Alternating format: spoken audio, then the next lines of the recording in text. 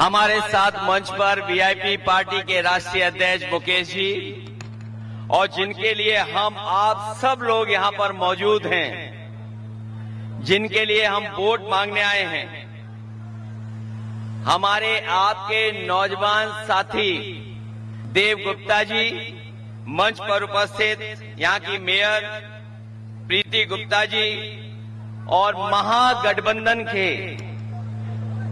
सभी हमारे नेता जो मंच पर हैं, सभी हमारे नेतागण, चुनावी जनसभा में आए हुए आदरणीय बुजुर्ग, माताएं, बहनें, नौजवान साथी और पत्रकार बंधुओं, मैं सबसे पहले आप सबका बहुत बहुत धन्यवाद और आभार प्रकट करना चाहता हूं।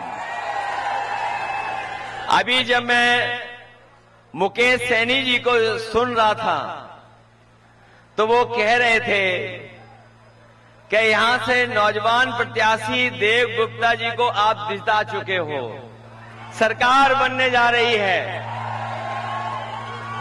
आज जब पहले चरण का वोट पड़ रहा है, आधा बिहार वोट डालने जा रहा है और आधा बिहार इंतजार कर रहा है कि कब वोट डाला जाएगा। जो हवा, जो माहौल, जो संदेश जा रहा है वो यही जा रहा है कि इस बार नौजवान साथी, युवा और नौकरी देने वाला मुख्यमंत्री बनने जा रहा है।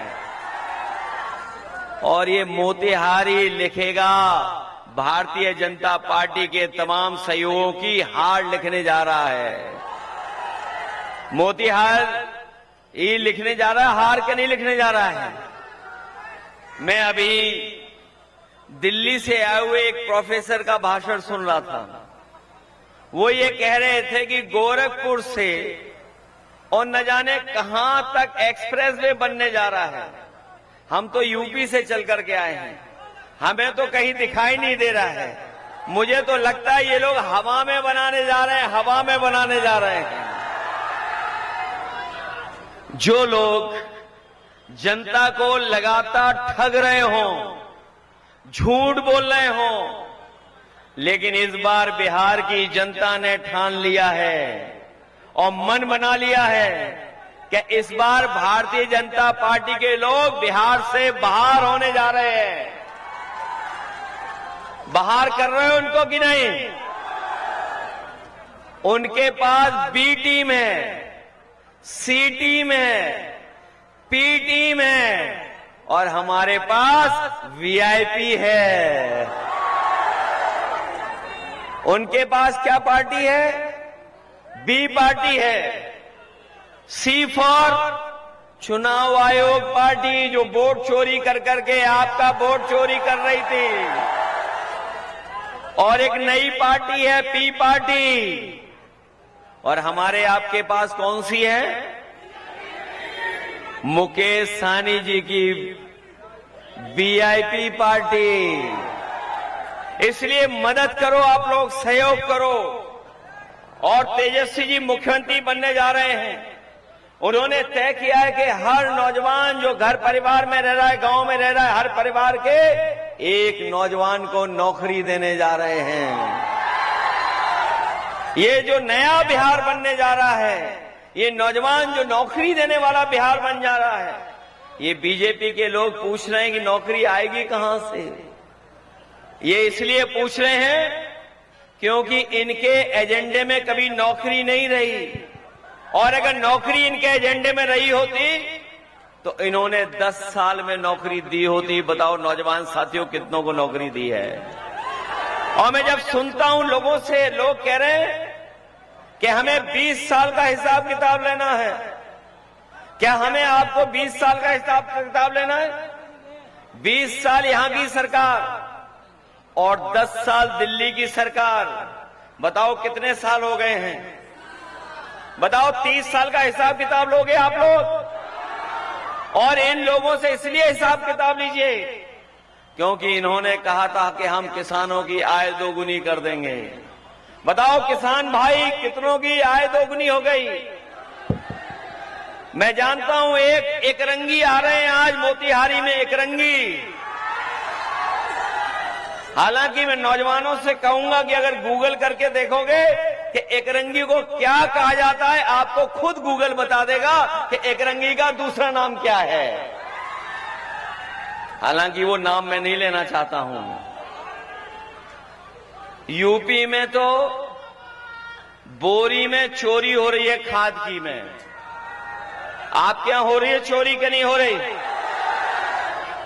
हमारे यहां पहले 5 किलो, फिर 5 किलो, 10 किलो की चोरी कर रहे हैं। डीजल पेट्रोल कहां पहुंच गया बताओ आप लोग। और हमारे ये जो बुजुर्ग बैठे हैं, इनके समय पर बताओ 2 पहिए वाली मोटरसाइकिल कितने रुपए की आती थी?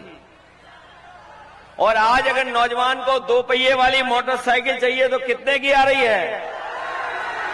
ये महंगाई कौन बढ़ा रहा है? और महंगाई नहीं बढ़ा रहे हैं। हमारे आपके खाने का सबसे अच्छा स्वादिष्ट पार्ले जी बिस्किट पैकेट भी इन लोगों ने छोटा कर दिया। बताओ कितना कर दिया इन्होंने? ये वोट चोरी तो कर ही रहे हैं, लेकिन बताओ हमारा आपका पसंद का बिस्किट का पैकेट कितना छोटा हो गया? कितना छोटा आ रहा है? ये बात तो समझ रहे हो ना आप लोग कि नहीं समझ रहे हो? ये अभी दिल्ली वाले प्रोफेसर न जाने कौन से सपने दिखा रहे थे। एक दिल्ली से आते हैं प्रोफेसर, वो भी बिहार के लोगों को सियासत सिखा रहे हैं। जो बिहार के लोग न जाने कब से जागरूक हैं। चाणक्य के जमाने से यहां के लोग जागरूक हैं। यहां के सम्राटों ने बिहार को एक किया है, लेकिन ये नए सम्राट लोग जो हैं वो देश को और समाज को बांटने का काम कर रहे हैं। और अब तो उनके जो चुनावी दूल्हा हैं वो भी जान गए कि वो मुख्यमंत्री नहीं बनने वाले, उनके कोई माला नहीं डालेगा। बताओ कोई उन्हें मुख्यमंत्री बनाने जा रहा है क्या? ये बात तो वो भी जान गए हैं। इसलिए आपने देखा होगा कि अब वो माला दूसरों के गले में डाल रहे हैं। और इसीलिए उन्हें अभी पटना के शो में नहीं बुलाया गया। जो पटना का शो हुआ था उसमें नहीं बुलाया, उनका शो नहीं हुआ। इसलिए हम साथियों कहना चाहते हैं कि तेजस्वी जी नया बिहार बनाने जा रहे हैं। हमारे साथ मुकेश सहनी जी हैं, ये वीआईपी पार्टी के राष्ट्रीय अध्यक्ष। इन्होंने जीवन भर संघर्ष कर करके अपने समाज के लिए और तमाम वो लोग जो दबे कुचले हैं, पीड़ित हैं, शोषित हैं, वंचित हैं, उन लोगों को साथ ला करके बिहार को और तमाम दलों को मिलकर के नई दिशा में ले जाना चाहते हैं। इसलिए आप सबसे मैं अपील करने आया हूं कि जब युवा नया पीढ़ी का कोई मुख्यमंत्री बनने जा रहा है तो उसकी मदद करोगे आप लोग कि नहीं मदद करोगे? और जब नया बिहार बनेगा तब नौकरी मिलेगी। न केवल बिहार के चुनाव से बिहार की राजनीतिक संदेश जाने जा रहा है, बल्कि देश में संदेश जा रहा है। हम तो कह रहे हैं बिहार के लोगों से, आप बिहार बदलो, हम यूपी बदल देंगे। और बिहार तब बदलेगा जब सरकार बदलेगी, और सरकार बदलने का आपको मौका मिलने जा रहा है। इसलिए मदद करोगे आप लोग? ये मान के चलें कि आपके नौजवान प्रत्याशी देवगुप्ता जी जीत करके जा रहे हैं। अब चुनाव में कितने दिन बचे हैं बताओ? अब नहीं दिन बचे हैं। इसलिए मदद करिए, देवगुप्ता जी को जिताइए, सरकार बनाइए और मुख्यमंत्री बनेंगे। और ये क्या बनेंगे? और इन दोनों की मदद हम करेंगे। जो अनुभव हुआ उत्तर प्रदेश में, वो काम हम लोग इनका सहयोग कर करके आपके बीच में पहुंचाने का काम करेंगे। इनकी तो काबिलियत पानी पे नाव चलाने की तो है ही है, इनके पास पतवार भी है सही दिशा दिलाने के लिए। बोलो सब मिलकर के मदद करोगे? ये मान के चलें ये जीत के जाएंगे, जीत के जाएंगे। अभी मैं सुन रहा था, बहुत गाने सुन रहे थे आप लोग, बहुत झूम रहे थे आप लोग। लेकिन ये बताओ, जीत की खुशी में गाने गाओगे कि नहीं गाओगे? खुशियों के गीत गाओगे? तो फिर लालटेन मत भूलना। और ये बीजेपी वाले कह रहे हैं पुरानी है लालटेन, हम लोग वो हैं, इसमें एलईडी फिट कर देंगे। चलिए, बहुत धन्यवाद आप सबका।